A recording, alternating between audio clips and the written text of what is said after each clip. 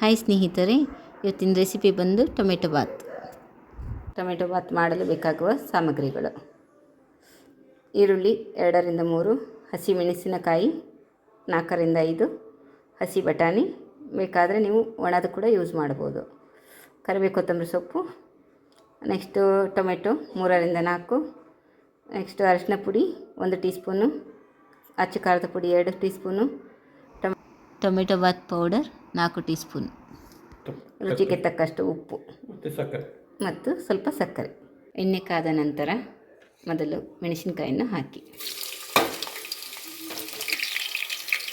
ಇಷ್ಟಾದ ಮೇಲೆ ನಂತರ ಈರುಳ್ಳಿಯನ್ನು ಹಾಕಿ,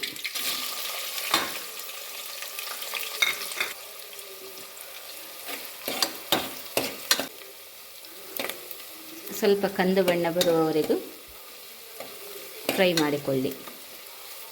ಸ್ವಲ್ಪ ಕರಿಬೇವು, ಕಂದು ಬಣ್ಣ ಬರುವವರೆಗೂ ಈರುಳ್ಳಿಯನ್ನು ಫ್ರೈ ಮಾಡಿಕೊಳ್ಳಬೇಕು.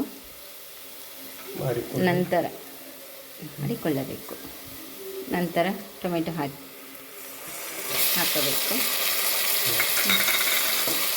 ಟೊಮೆಟೊವನ್ನು ಹಾಕಿದ ನಂತರ ಚೆನ್ನಾಗಿ ಫ್ರೈ ಮಾಡಿಕೊಳ್ಳಿ. 1 ಟೀ ಸ್ಪೂನ್ ಅರಿಶಿನ ತೊಗೊಂಡಿದ್ದೀವಲ್ಲ, ಅದು ಅಚ್ಚ ಖಾರದ ಪುಡಿ ಮತ್ತು ಟೊಮೆಟೊ ಪೌಡರ್ ಎಲ್ಲವನ್ನು ಸೇರಿಸಿ ಹಾಕಬೇಕು.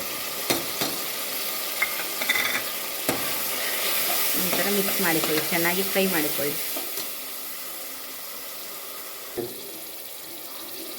ಸ್ವಲ್ಪ ಬಟಾಣಿಯನ್ನು ಸೇರಿಸಿಕೊಳ್ಳಿ.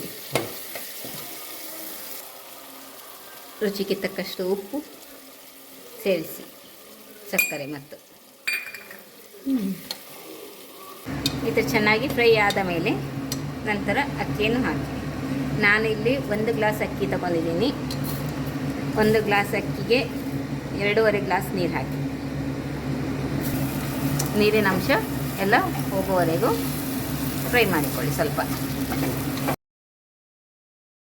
ಸೊಪ್ಪನ್ನು ಸ್ವಲ್ಪ ಹಾಕಿ ಲಿಡ್ಡನ್ನು ಕ್ಲೋಸ್ ಮಾಡಿಕೊಳ್ಳಿ. 3 ವಿಸಿಲ್ ಬಂದ ನಂತರ ಬಿಸಿ ಬಿಸಿಯಾದ ರುಚಿಕರವಾದ ಟೊಮೆಟೊ ಬಾತ್ ರೆಡಿ.